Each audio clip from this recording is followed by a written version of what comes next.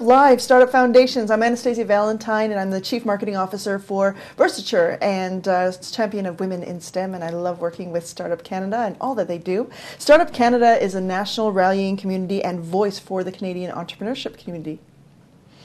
Hello everyone, I'm Media Sheikh Hassan. I'm the CEO and the co-founder of Canny Vision. I love working with Startup Canada because it offers many young entrepreneurs resources and access to many services that do not exist elsewhere.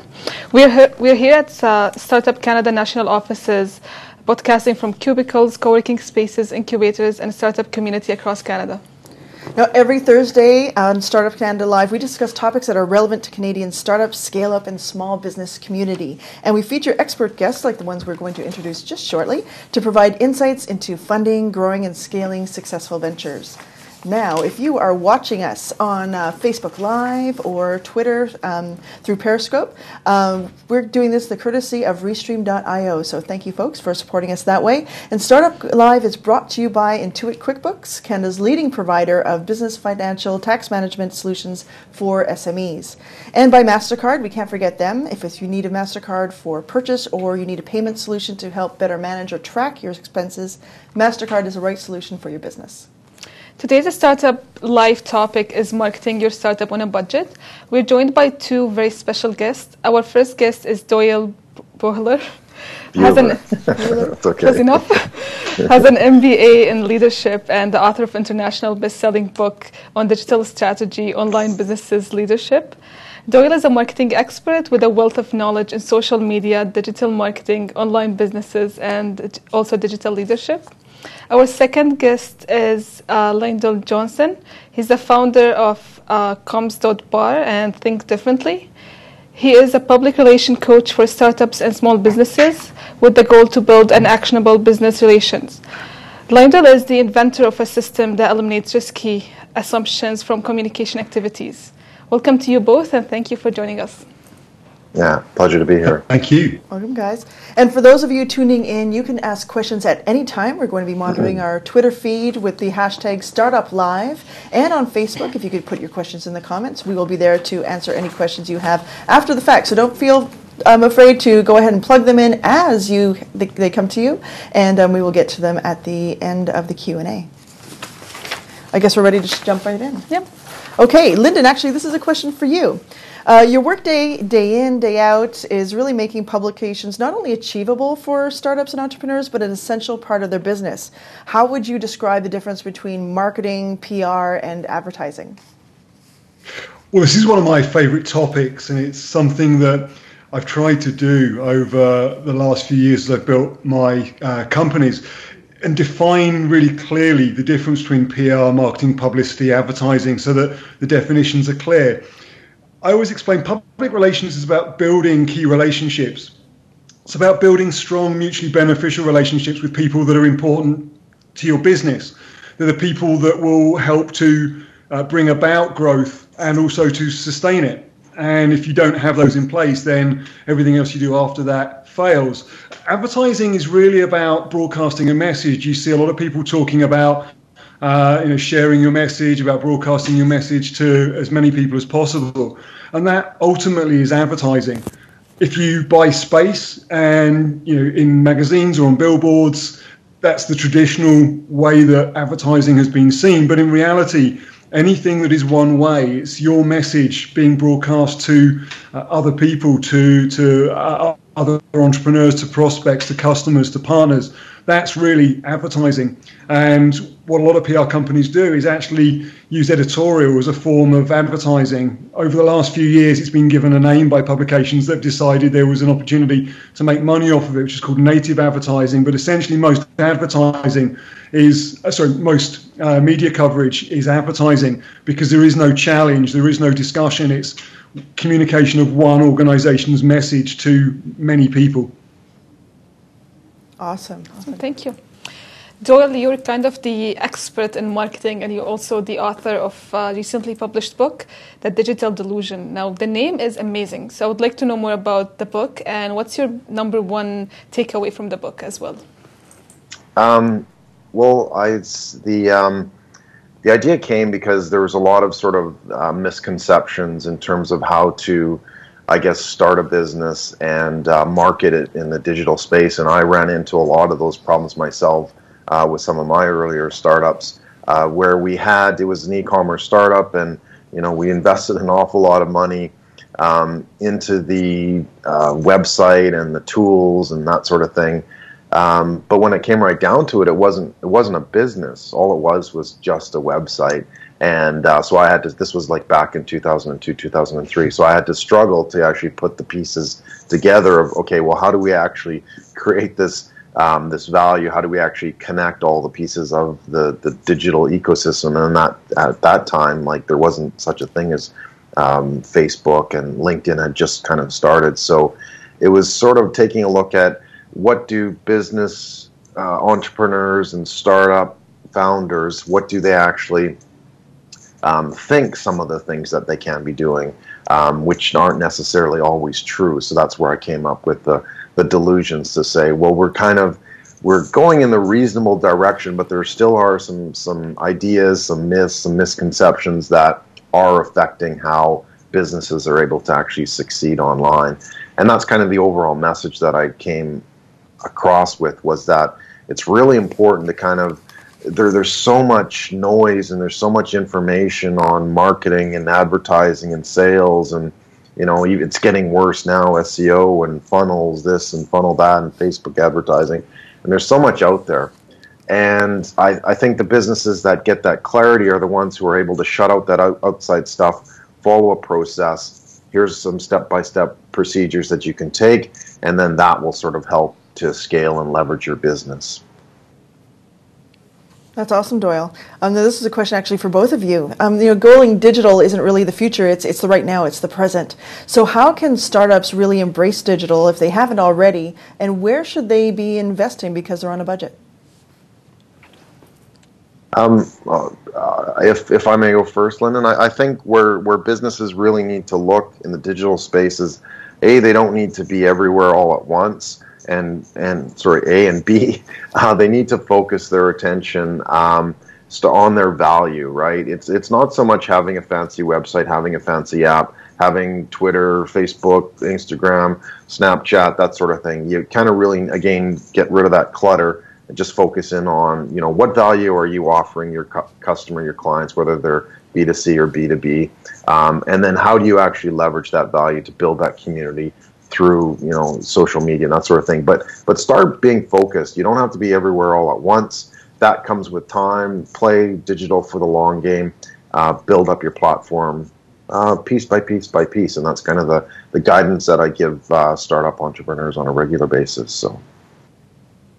And Lyndon? Yeah, I would agree with a lot of that. The thing that I always tell entrepreneurs, though, is focus on getting the strategy right first.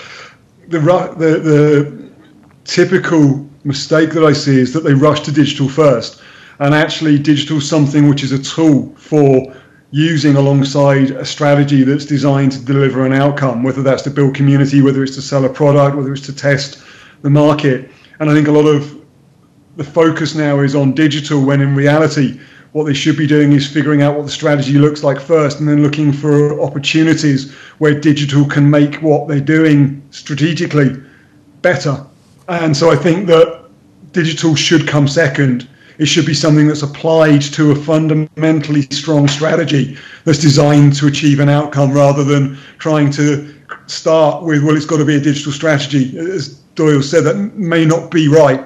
It may not be that you need to be everywhere, which is what we're told, every day online right now by people that have products to sell.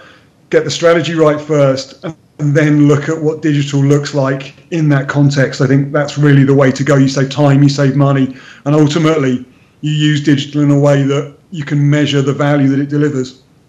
Yeah, and just to add to that, Lyndon, too, a lot of startups that, again, they get in too quickly, and it's not a matter of speed, it's a matter of strategy. But what do they actually... most businesses, startups, think it's all about the technology, and we've kind of moved past that now. And I was interviewing Mark Schaefer. He's like one of the leading worldwide social media experts, content experts around the world, and his concepts are quite simple, but it's like we need to bring more humanity into digital, and we need to be more human. So it's not just having the website, it's the people behind it, right? It's the people that are out front. And I think we're seeing that shift as well with such tools as Live and, Periscope and that sort of thing, Snapchat, where you can actually insert yourself into that equation so that people know who you are and how you're going to provide that value to them.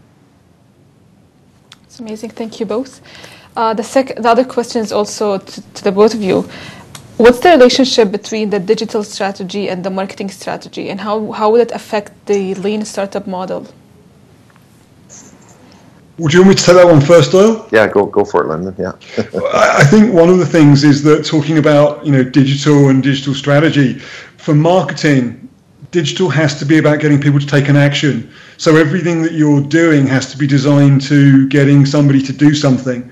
Otherwise, it's not marketing. It's either advertising or publicity or promotion, or if you're using it to build relationships, then it's digital for the purposes of public relations. And I think that the marketing strategy has to be about getting people to take an action. I always tell entrepreneurs it's about getting a defined person or group of people to take a specific action that has commercial value. And so I think that digital in that sense is really measurable by whether or not people took the action, because if you predetermine that's the action you need people to take in order to get a commercial outcome, digital strategy has to be about how do you use the various tools to get people to actually jump in and take the action that you need them to take.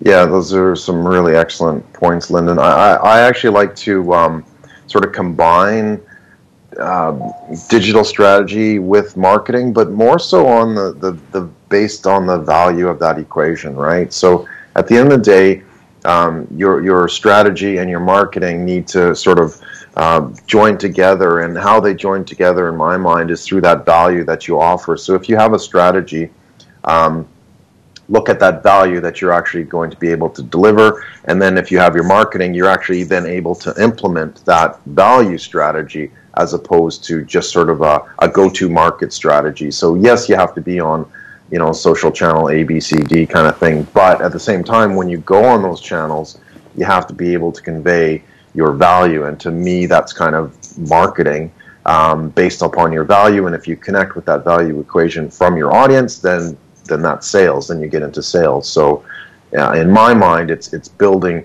your strategy based on your value, which contributes to your marketing, to growing your community. To answer also the bit about kind of lean startup as well, I think it's important that entrepreneurs use experiments, because getting the strategy right first time does happen, but it's not common.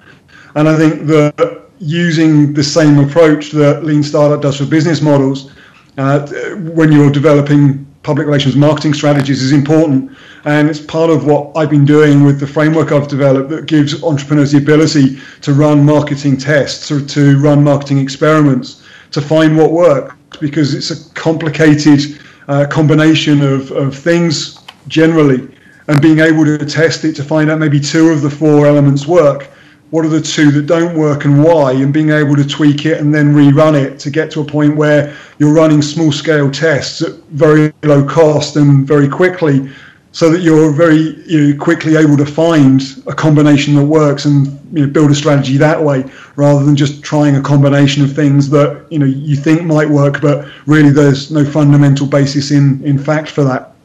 Yeah, and I think that's really something to emphasize too, is that as a business startup, you're going to be making a lot of assumptions about who your customer is, what do they like, what value do they want, trying to fit this all together. And so you really need to get out there, as Lyndon is saying, get out there and test your assumptions, see if they work. Can you confirm your assumption?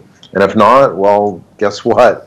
Your assumption was wrong, but it doesn't mean your idea sucks. It just means that you need to kind of reevaluate it or tweak it or whatever, to kind of get it to that point where your audience identifies that value, and check your assumptions. Do it all the time. And I love that test process, Lyndon, because that's what more startups really need to do. Is sometimes they go into it, this is my business, this is my idea, and then they kind of try to push through. But the fact is that they may not be getting very good take up because some of their initial assumptions are wrong or slightly skewed. So and the reality is that by running the experiments, you learn what the right answer is, or you learn, get closer to the right answer. So even if you find out your assumption is wrong, you're still likely to learn something that's going to help you get to the right answer.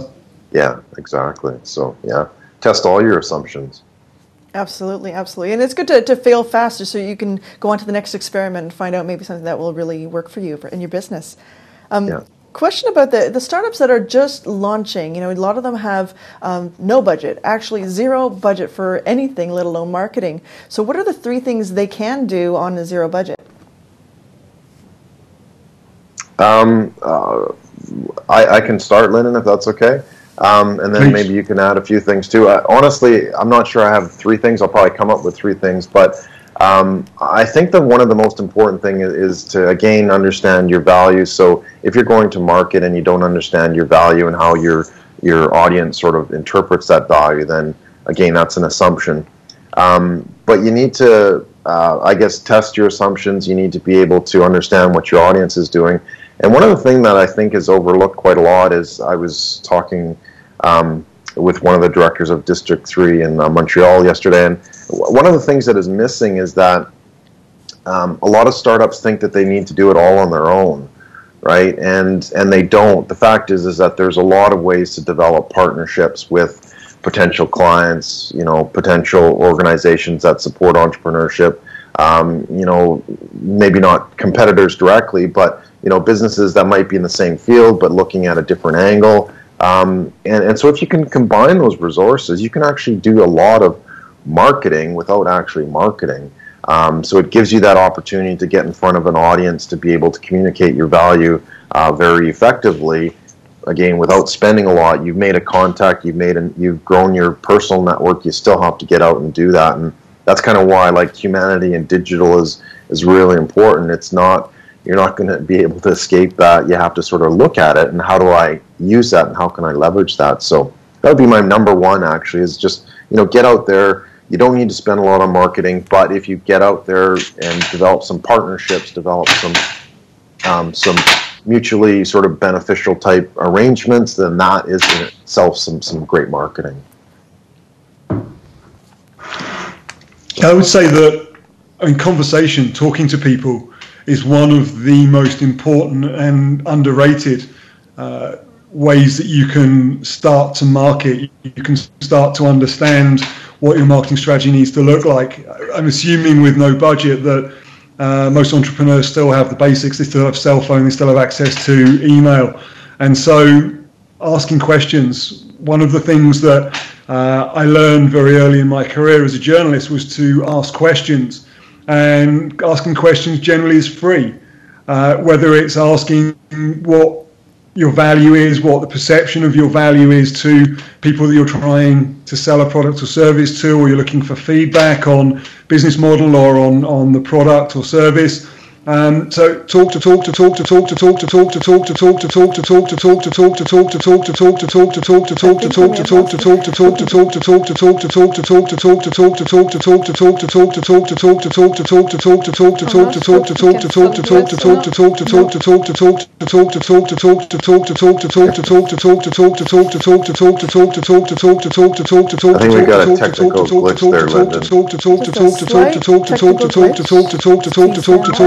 You're on repeat. There we go. Okay, here we go. I was almost going to start to rap to that beat. Well, you should have.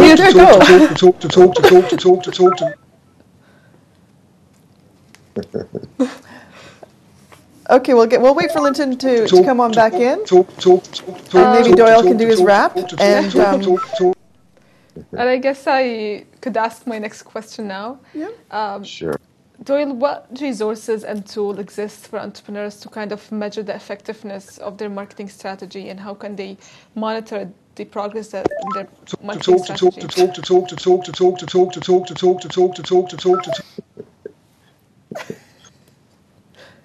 Doyle, we've got the first Startup Canada rep class. We did. Hey, Doyle, did you catch Lydia's question? I kind of missed a few pieces of it, but what resources are available for startups? Was that correct? So to measure and monitor the effectiveness of their marketing strategy. Yeah, the resources available. I mean, first off, there's a lot of broad resources like Startup Canada, for example, that kind of helps connect entrepreneurs with partnerships and other sort of resources. And again, I think that that's the most important aspect is connecting with other humans in the entrepreneurship space and kind of getting their thoughts and discussing with them some of your challenges and that sort of thing. And then you can kind of move into the digital. And there are a lot of tools. And for me to just kind of ramble off a list of tools, I mean, what you really want to be looking at is sort of the end result. And that is, what kind of uptake are you getting? How many downloads are you getting? How many people are you growing your community by, or that sort of thing. So it's obviously important to measure, and you can use your standard, Google Analytics to see that. But what I find is missing is that, saying all that, what I find is missing is that not a lot of startups actually measure that sort of the specificness of, how many people are coming, what are they doing, are they following a certain path? And there's some fantastic tools that actually allow you to do that, setting up goals with Google Analytics, so if people have progressed down a certain path, to download an app or an ebook or a sale or something like that, and even what do they do after. So, I'm not sure if that was answering your question specifically. I kind of have a follow-up question on that. Okay. If you're setting up a startup with multiple individuals who have different experiences, how do you convey the same marketing strategy on all different members of a team who have different experiences? They might not be familiar with some of the marketing strategies. So how do you kind of convey that idea to the entire team? Well, what I do is I build what's called a strategic architecture. So again, that goes back to what I was talking about earlier, where you look at that brand value that you're offering, and how do you convey that to your audience and to your staff. So, for example, is your business about entertainment, education, and training, or something like that? So that's tangible value that you can then present in a marketing implementation plan, but also to your staff and also to your partners, so that when you're speaking with somebody, they get it. It's like, oh, you're about education, entertainment, and training, right? That's easy to understand. You can then sort of build upon that value equation and convey that to your staff, convey that to your partners, so that when they're struggling with, well, what do I decide? How do I make a decision? It's quite simple. Does it fall into any one of those three parameters? Is it about education, entertainment, and training? And if it doesn't, well, guess what? Then we need to kind of look at it as well. So having that sort of strategic architecture really kind of gives that platform to say, this is what our business is about, and this is why we're in business, right? Yes, obviously financial goals and that sort of thing, but this is the why we're in business. And if you can convey that with a strategic architecture, as I call it, it becomes easy to tell your story, and that's the main thing that needs to be considered. So that's great. Thank you. Excellent. So my next question is about marketing. Obviously marketing, we want to use marketing to grow our businesses, but how is great marketing related to customer satisfaction, and what are some strategies you can use from a marketing perspective to focus on customer success? Yeah, I think that both of those are obviously, they're very intrinsic, and you can't have marketing without customer service and customer satisfaction, because you want customers to talk about you. You want customers to be in a positive light. That is, you don't want people to talk negatively. So if you don't have good customer service, that is marketing, right? Because they're going to be talking to people, whether it was a good experience or a bad experience, or whatever the case may be. And I've actually seen a lot of companies pick it up wholeheartedly, using the tools of social media when they do kind of get a bad rap. And to me, that's sort of the main thing, is that if you're looking at how do you communicate with your customer, social media is a fantastic way to be doing that. And the smart companies out there, it doesn't matter if they're one person or 1,000 people. The smart companies are the ones who are going to social media, who are listening to what people are saying and then responding. And even if it's the worst, most negative post ever, as long as they're responding to it and addressing those concerns, they're making some progress, right? they might lose that customer, but a lot of people would say, hey, you know what, the way they handled that was very responsible. It was, very helpful. And yeah, sometimes all transactions don't work out, but they're taking the first step. And to me, as a startup, you got to be in there. You got to be looking at that customer service and listening to what people are saying on all your social channels, even emails that you get, right? You need to be listening and you need to be responding. Don't let anything kind of go, oh, well, we don't want to address that, or, oh, that's, I'm not sure. Even if you're not sure, you should still address the issue and say, hey, we need to find out. We need to, develop an answer for this type thing. So at the end of the day, like, customer service is an excellent form of marketing. It's that marketing that you can't really pay for directly. So you have to be able to use it to your advantage. So. I had a follow-on question, if I may, and welcome back, Linda. Yeah. So we were talking about failing fast earlier, but how does a new startup, maybe who's trying to make a name for themselves, fix a fail? How do they fix what, sorry? A fail. How do they fix fail? I'm sorry, I don't fully understand what you mean. So, for example, if there is a failure in customer service or in product, or something that might be publicly visible, and both of you can chime in on this one, how would they go about responding and addressing the situation? Well, I think that's the main thing, is that they have to respond. You can't hide behind it without question. Like, you have to address it. So if you do have a point of failure in operations and customer service, even if your CEO is kind of going off the handle, as we've seen recently, you need to be able to address that, or at least have a plan in place to kind of address that. Because if you don't address it, there's going to be this stunning silence that's out there that people are going, well, why didn't he respond? Or, that doesn't really make sense. So any source of failure, somebody's going to see it. We live in kind of the open world of digital, where everybody can see everything at any time. So if something happens, they are going to notice. And I think don't blow it out of proportion, but you should address it as quickly and as meticulously and as ethically as you can as well, making sure that you address those issues. And Linda, maybe from a PR perspective. Well, I always explain to people that the stronger the relationships you have with people, the more willing they are to understand when things go wrong. And so building strong relationships with key people allows entrepreneurs to go through those failures without it creating a major issue for their business. I think that one of the things that entrepreneurs need to really think about is making a big fanfare too early, and I see that a lot. They go out, they want to tell the world what they're working on, they want to make all of these claims about how great it is and how it will revolutionize an industry or change people's lives, and then people find that may not necessarily be exactly true. Doesn't mean there isn't value there, but it's just maybe not at the level which they've said initially. And I think that by running tests, talking to people, getting honest feedback and listening to it, one, you can avoid making the mistakes in the first place. But if you build the relationships before you actually start to go out and talk about it, then you get over that problem of making a claim or doing something that fails and then having it be critical to the survival of your business. People are much more accommodating if you have that relationship with them, and they'll help you through it. You've only got to look at, United. United did huge damage to its business by removing a passenger from its plane that had, a fare, had paid full fare to be on there. Had it have had stronger relationships with its customers rather than seemingly doing what a lot of airlines are doing, fighting based on commodity, they're fighting based on price.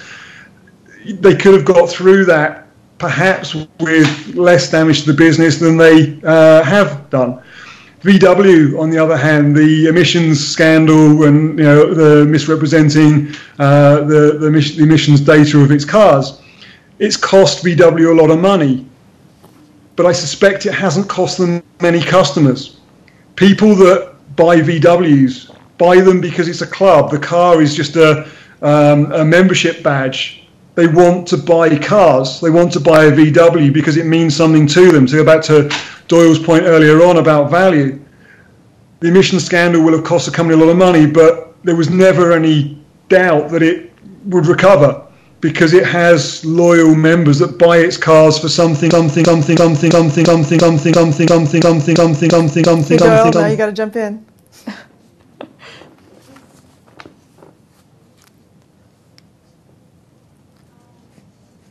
Doyle, do you still have you? Doyle? So we're going to banter for a little bit. So yes.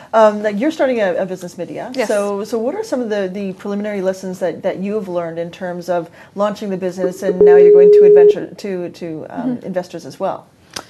I think what I learned is that you need to have really deep conversation with your clients and investors and to understand the market truly, especially if you're starting a new market that does not exist. Oh, we have him back. Okay, that's good. Keep going. Yeah. If I can add to that point that Lynn was going, is there probably is a balance too, because you want to address things, you want to get your idea out there, but at the same time, if you go too far and you don't actually tell somebody about it, then that's marketing in itself too. So yeah, you want to make sure that you've got that value equation, you have everything working.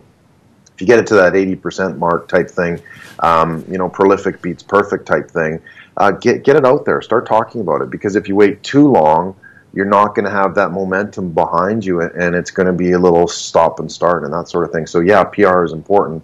Talking about it, don't over talk it, kind of thing. Don't oversell, but make sure you do talk about it, especially for a startup, because they kind of get looking at, we're just going to develop our product and that sort of thing on the side, but yet nobody knows, and you can actually engage people in that process, and that's where I think a lot of companies are going, is they're engaging people from start of the project up until commercial viability, and then even beyond that. And if you have a great community, that's what people are looking for. That's why Facebook Live is going pretty well, is because people want to see what's going on. They want to get in sort of integrated into that process along the way, and the tools now are available to actually do that. So from startup, you have a hackathon kind of thing, a hackathon weekend. Most of those are live cast type thing. And then just continue that story along the way. So some things to consider for startups. Awesome. And I just wanted you to finish that thought, because you also had some ideas in terms of starting the business and having those initial conversations and strategies. Yeah, especially if it's, in my opinion, if you're starting in a market that does not exist yet, or it's not a mass market, to talk to the client is a crucial thing that kind of would shift your business model completely after talking to a sufficient number of clients. And I agree with what Doyle just mentioned, is that to talk and have the conversation and the human interaction is the most important part of the marketing plan. Fantastic. So Doyle, what are the most common mistakes that entrepreneurs usually make in their marketing strategy? Some of the most common ones would be thinking that they have to have a massive budget kind of thing to kind of get some traction. A lot of the tools that we're seeing have democratized, what we do, and talking about live videos and that sort of thing. So that's marketing, right? Telling people about what you do and how you do it and the value that you provide. That's marketing. You don't need to run Facebook ads. While that can be helpful in certain circumstances, you can do some solid marketing based on your value equation. You can do a lot of marketing based on, what do you go out and do in the community? Do you provide extra value? All these things that we don't necessarily see as marketing. I think that is one of the delusions, is that, we expect advertising just to kind of be there, and we kind of have to do it, but that's not always the case. We need to see other ways of developing marketing in that value that we're detailing. Sorry, I just have a little menu popped up there. So making sure that you look at other ways of enhancing that value. So get out in your community, talk with people, provide some extra value, show people what you're doing.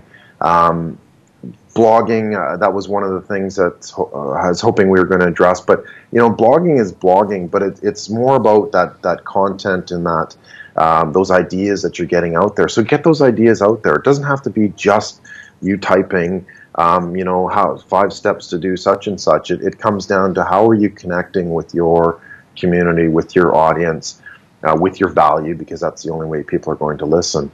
So look at low-cost methods of marketing, right? You don't need a $100,000 a month budget on Facebook or AdWords to start, right? Start small, start smart, with that can help you get there. Excellent. Now that actually leads us into a discussion. We could talk about blogging and content for sure, but where should the startups and the entrepreneurs be spending their time efficiently? Like, where should they really be investing? And what should they be outsourcing? Should they really be outsourcing their marketing and their content creation? And how can they work smarter? I think they can.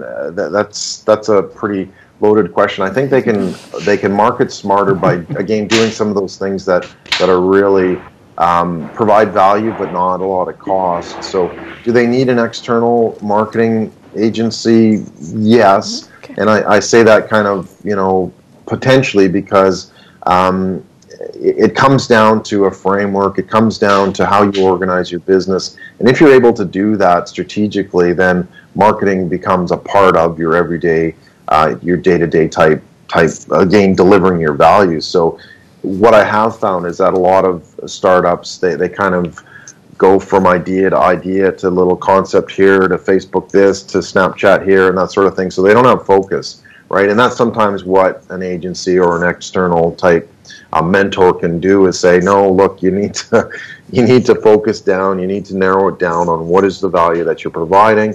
Okay, let's market to that specific audience.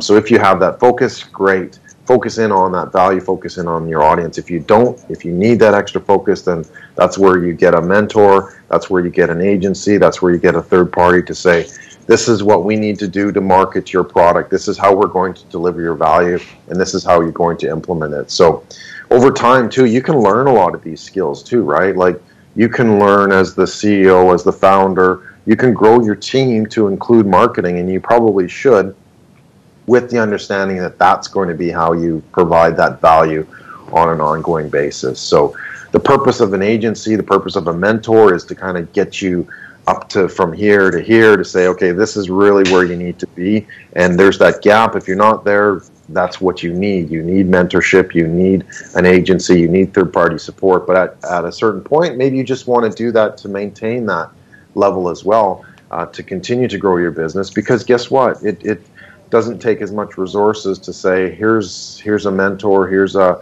consultant, here's an agency that can do that for you, right? You don't have to be an expert in marketing. You do have to understand how marketing fits with your business and how you can make it work best for your business, though. Great. And how about you, Linda? I know we have you back now, so can you chime in? Yes. Yeah. Doyle's just made a perfect business case for CommsBar, really. And that's what we're there to do. We're there to provide a framework that helps entrepreneurs develop strategy. And where should entrepreneurs focus their time and energy? It's on the strategy. It's on figuring out what they need to do rather than just doing things. And, so we help with that in terms of figuring out what they need to do and integrating it into their business so that, communications becomes something which is part of their business rather than something that is done alongside or gets passed out to a third-party agency. Entrepreneurs I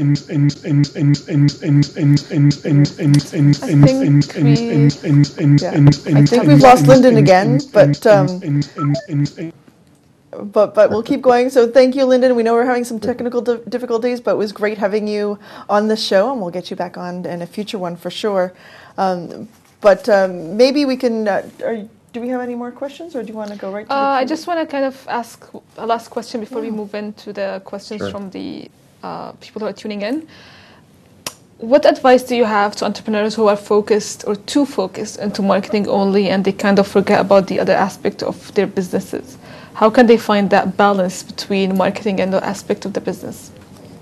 Well, if they're not a startup business needs to, and any business for that matter, needs to know that they have to kind of work everything together in unison. Because if you're failing in marketing, you're probably failing in sales, and maybe it's because of operations or supply issues or that sort of thing. So you really kind of need to build this cohesive thought process to say, what's lacking here? What's really important for the business? And you need to be cohesive about that. So you really have to have you can't, you can over-market. If your business is suffering, you're going to see that, right? If you're spending too much time on marketing, then maybe your sales are suffering, or maybe your product is suffering, right? So you kind of have to look at it holistically and say, okay, well, I'm producing the product. Is the product still good? Am I getting a lot of complaints, or is everybody pretty satisfied? Continue to market, right? Run some campaigns, run some specific promotions or whatever, and then check it again and say, okay, well, how is the business doing? How are our sales? Have they dropped? Have they gone up? How is operations? Are we getting a lot of complaints, or are we getting less complaints? So I think as the founder of a startup, you really need to be on the pulse of, okay, what's the business like today, and what's it happening, and can we sort of forecast a little bit to say what's coming up? Does our market do certain things at certain times of the year, and can we plan for that, right? So summer, for festivals, for Christmas, for tax year or year end, or whatever the case may be. So you kind of have to keep your pulse on what's going on as the founder. You have to do a lot of marketing too, don't get me wrong, right? Like every day you should be marketing, and a lot of businesses forget that too. They just go, well, we got to have a product and we got to have customer service, but they forget the marketing, right? So that's really important, that you have that balance to say you need to be marketing and selling and operations and customer service every single day. So that's how I see it. Great. Well, thank you so much. I know we have a couple of questions on Twitter waiting for us. Now, if you have any questions at all, go ahead and type them in on Twitter using the hashtag StartupLive, or in the comments of the Facebook Live video. And we're ready to take your questions right now. So what's the first question that we have up there? This question is, what are ethical boundaries of these internet marketing tests? And many tests are about selling unreal stuff to count how many actually just push a buy button. Ooh, that's a juicy one. Yeah.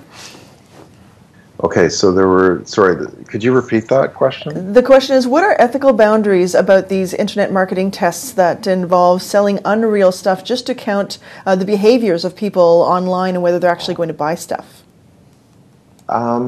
Well, I mean, look, you need to test the market, and obviously there could be some ethical issues. If you don't actually have a product for sale, like that's considered fraud, right? It's not necessarily an ethical issue, but it's a legal issue. Mm-hmm. So you kind of have to decide what exactly are you selling. And so you do have to be careful, right? But I think maybe what's a better answer is how are you testing your market, and how are you testing your products and services? And sometimes I have seen a lot of this too, where they say, let's create a product and try to sell it, and if enough people buy it, then we will start the product. Kind of thing. So it's almost like a crowdfunding type scenario, mm-hmm. where the product doesn't actually exist.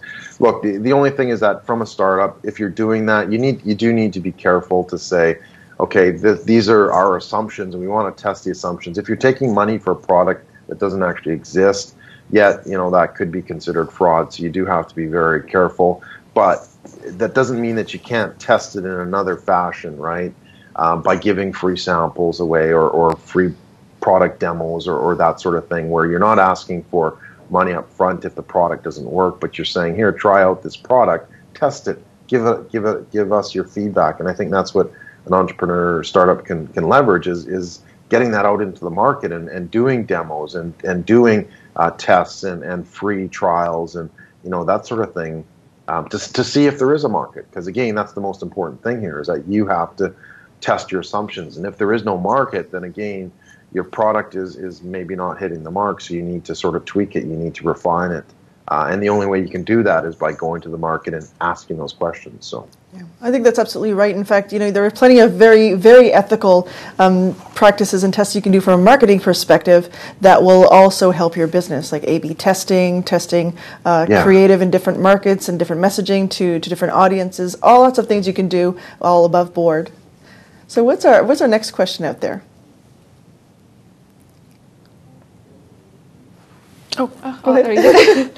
How important it is to learn about social media analytics to increase the marketing versus just pushing content everywhere? That's an interesting question. Well, doesn't content work everywhere? Yeah, look, it's really important to see what your content is doing. And when I say content, I'm talking about delivering your value. So you can be doing that with videos, with blogs, with infographics, with pictures, images, kind of whatever your market is looking at. So no, it's not just broadcasting your information. And that's where a lot of startups get it wrong, is that they just want to, you're proud of your business, you're proud of your baby. How do you get it out there? Well, you talk about it, right? But at the same time, social media has allowed us to have a more two-way conversation. So you have to look at that. So use the analytics to see, okay, to test your assumptions again, as we've been kind of talking about the whole way through, is my audience predominantly male or female or of a certain geographic area or a certain ethnicity, and you can verify that with for example, the Facebook analytics, right? So you can see specifically who's responding to your ads or who's responding to your content.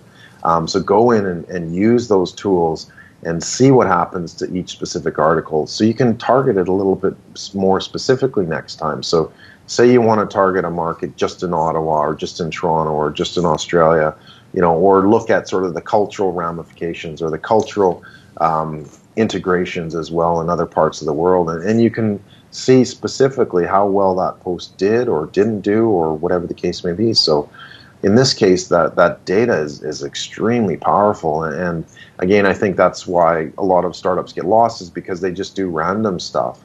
So yeah, today we're going to be posting this on Facebook, and tomorrow maybe this, and maybe next week we'll do that. So again, it comes down to your strategy. How do you map that out? So if we've said, here's your brand value that you're going to deliver, okay, how are you going to implement that? So, create specific topics based on your value to say, okay, in this month, we're going to talk about education. And, 80% of our content is going to relate to sort of education. And then the next month or the next quarter or whatever, it's going to be all about entertainment. So 80% of our content is going to be about that. So again, blogs, podcasts, videos, live feeds, that sort of thing. And just continue with that. Right, get some focus, because again, otherwise you're as a startup, you got a lot of stuff to do, right? You without question. So if you could build it upon your framework, and that's kind of one of the things that I discuss, that I sort of do, is provide this framework to say these are the steps you need to take, and this is how you can fit the pieces together. But if you're able to do that, if you're able to establish a framework, here's the important stuff. You get rid of all that clutter, you get rid of all that back and forth, and you get rid of, and you provide the focus that again so many startups are missing, is they don't know where to go, and that's totally fine. But if you've got a framework that says do this, this, and this, it's an instruction manual, it's something that you need to do. The ones that follow and build up a process, those are the ones that last a lot longer than the business that just kind of goes skippity-doo-dah, let's do this today and not tomorrow.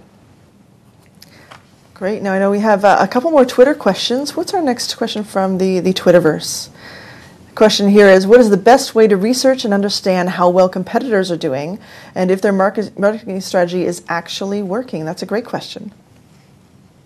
Yeah, there are a lot of competitive analysis tools, and this is a shout out to my friends with SEMrush. They do provide sort of a platform that allows you to sort of really investigate and see how your competitors are doing, what keywords they're using, how is their digital platform getting more traction or less traction than yours. So, and that's the important thing too, is that make sure you take a look at your competitors and see what they're doing. Don't copy them word for word, but you need to understand what they are doing and how they are doing things a little bit differently. Because hey, you can probably learn something from them, because guess what? They're probably learning a lot from you.